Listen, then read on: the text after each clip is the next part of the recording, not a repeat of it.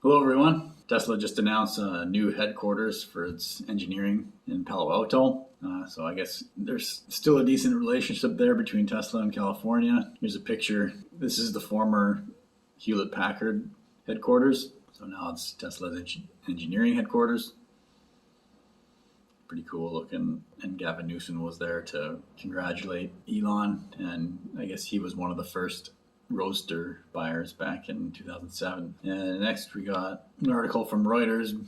Lucid's not doing too well. Lucid's a luxury EV maker, another company that's a startup that's only doing electric vehicles. Lucid sees disappointing 2023 EV production as orders drop amid weakening demand. And there's a picture of the Lucid Air. Not so sure I like the front end of it. Lucid Group on Wednesday forecast 2023 production well short of analyst expectations and reported a major drop in orders during the fourth quarter amid weakening demand, sending the electric car maker's shares down 11% after hours. The Newark, California-based company, which was already battling supply chain and logistics issues and struggling to deliver cars, was hit by aggressive price cuts sparked by Tesla that lured consumers away from its luxury cars amid rising interest rates and soaring inflation. There's a lot more competition than a year ago, a lot more EVs becoming available at lower price points than the Lucid Air vehicle, said Garrett Nelson, an analyst at CFRA Research.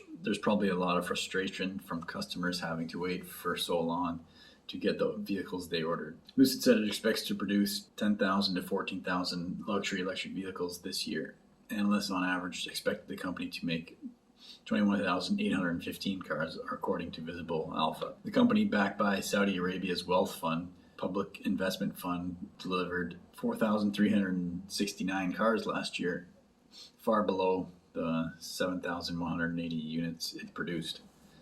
We've gotten past the major bottlenecks limiting manufacturing, but this had some impact on the demand we generated early on, and this has been exacerbated by challenging macroeconomic environment, Lucid CEO Peter Rawlinson said on a call with analysts after the company reported fourth quarter revenue that missed expectations.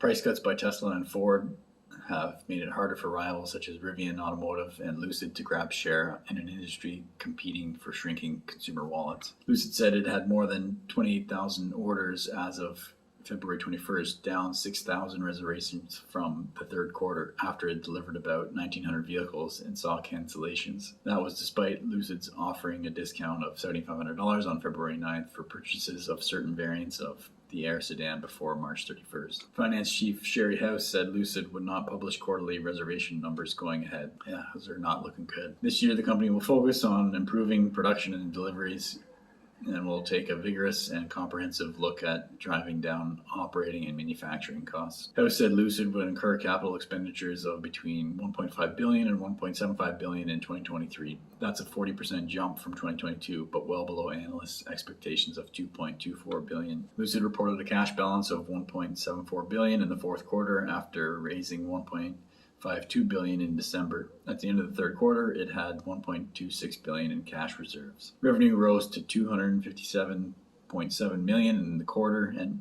ended December 31st, from $26 million a year ago. Analysts on average had expected sales of $302.6 million, according to IBES data from Refinitiv. The company's net loss narrowed to $472.6 million, or 28 cents per share, from a loss of $1.05 billion, or 64 cents per share a year earlier. The stock fell 82% last year after Lucid halved its production forecast due to supply chain issues. From what I've seen from Lucid and their CEO, Peter Rawlinson, there seems to be a lot of issues at the company. Yeah, this article highlights a lot of the results of that. February 23rd morning update.